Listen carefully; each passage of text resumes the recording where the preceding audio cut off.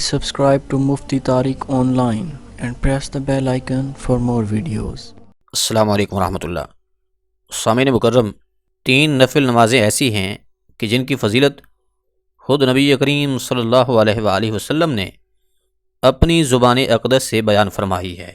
جو بندہ ان 3 نفل نمازوں کو پابندی سے ادا کرے گا، اللہ کریم اس پر بہت ہی زیادہ اپنا فضل و کرم فرمائے گا، اور یہ ہیں بھی انتہائی آسان، اور ان کا جو وقت ہے وہ بھی بالکل آسان ہے۔ جو بندے نماز ادا کرتے ہیں ان کے لیے ان اوقات میں یہ نمازیں ادا کرنا انتہائی زیادہ آسان ہیں۔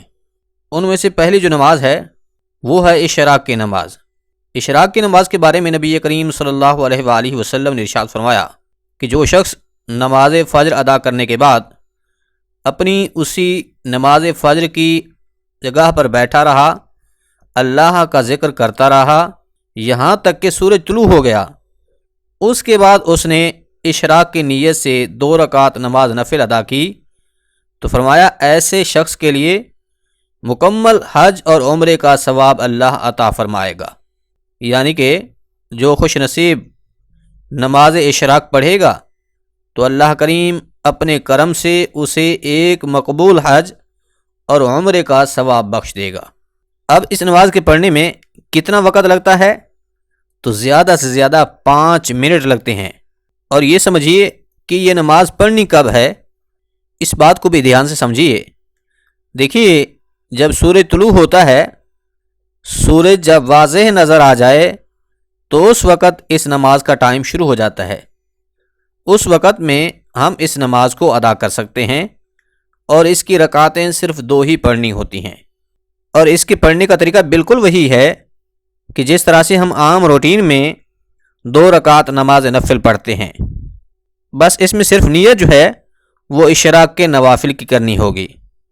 یعنی کہ میں نیت کرتا ہوں 2 رکعت نماز نفل اشراق کی، واسطے اللہ تبارک و تعالی کے، منہ میرا قبلہ کی طرف، اللہ اکبر، یا پھر صرف دل میں اتنا ارادہ کر لیں کہ میں اشراق کی نماز پڑھ رہا ہوں یا پھر پڑھ رہی ہوں، تو بس اتنا نیت کر لینا بھی کافی ہے۔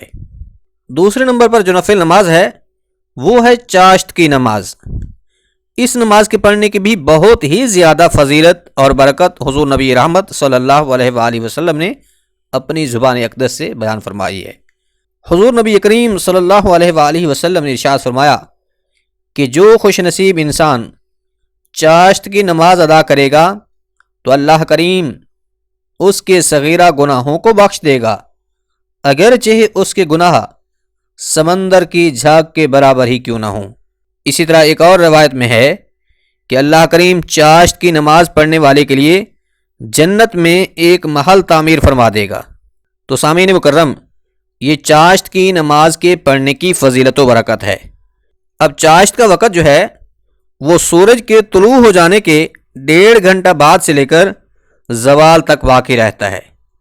یعنی کہ نماز چاشت کا وقت جو ہے جب سورج اچھے طریقے سے بلند ہو جائے اس وقت سے شروع ہو جاتا ہے، اور پھر وہ زوال کے وقت تک باقی رہتا ہے، یعنی کہ 11:45 بجے تک آپ چاشت کی نماز ادا کر سکتے ہیں۔ تو چاشت کی کم از کم 2 رکعتیں اور زیادہ سے زیادہ 12 رکعتیں بھی پڑھ سکتے ہیں۔ اس کے پڑھنے کا طریقہ بھی بالکل اشراق کے نوافل جیسا ہے، 2 رکعت کر کے پڑھنی ہے، اور پھر اس میں کوئی خاص صورتیں یا وظائف بھی نہیں پڑھنے، بلکہ جو بھی صورتیں یا آیات آپ کو یاد ہیں آپ انہیں سورۃ فاتحہ کے بعد تلاوت کر سکتے ہیں۔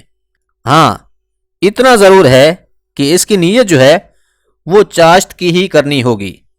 اگر آپ دل میں ارادہ کر لیں کہ میں چاشت کی 2 رکعت نماز پڑھ رہا ہوں، یا پھر 4 رکعت، 6 رکعت، جتنی بھی آپ پڑھنا چاہ رہے ہیں، 2 رکعت کر کے الگ الگ بھی پڑھ سکتے ہیں، اور زیادہ رکعتوں کی ایک ساتھ نیت کرنا چاہیں تو یہ بھی درست ہے۔ تو سامعین مکرم، یہ تو تھی چاشت کی نماز۔ اب بات کرتے ہیں اوابین کے نوافل کی۔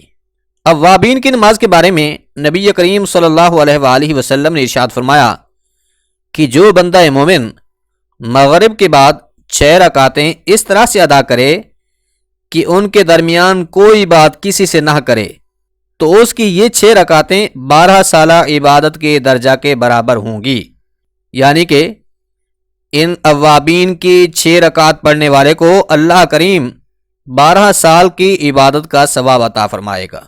تو سامعین مکرم، ذرا تصور تو کریں، یہ اجر و ثواب ہے 6 رکعت نماز اوابین پڑھنے کا۔ اب یہ اوابین کی جو نماز ہے اس کا وقت کب ہوتا ہے؟ تو اس کا وقت مغرب کی نماز ادا کر لینے کے بعد ہوتا ہے۔ جب نماز مغرب ادا کر لیں تو اس کے بعد 6 رکعت نماز نفل اوابین کی نیت سے ادا کریں۔ اس کا طریقہ بھی سیم ہے کہ جس طرح سے نفل نماز پڑھتے ہیں بالکل ویسے ہی یہ نماز پڑھنی ہے، بس اس میں نیت جو ہے وہ اوابین کی کرنی ہے۔ یعنی کہ میں نیت کرتا ہوں 2 رکعت نماز صلاۃ الاوابین کی، واسطے اللہ تبارک و تعالی کے، منہ میرا قبلہ کی طرف، اللہ اکبر، اس کے بعد پھر نماز شروع کر دینی ہے۔ سامعین مکرم، یہ 3 نفل نمازیں پڑھنے کی آپ بھرپور کوشش کریں۔ ان کے پڑھنے سے اللہ کا فضل و کرم بھی نصیب ہوگا، پریشانیاں بھی ختم ہوں گی، رزق کی تنگی کا مسئلہ بھی حل ہوگا، بیماریاں بھی دور ہوں گی، غموں، تکلیفوں اور دکھوں سے بھی اللہ کریم محفوظ فرمائے گا۔ اللہ عمل کرنے کی توفیق بخشے، آمین۔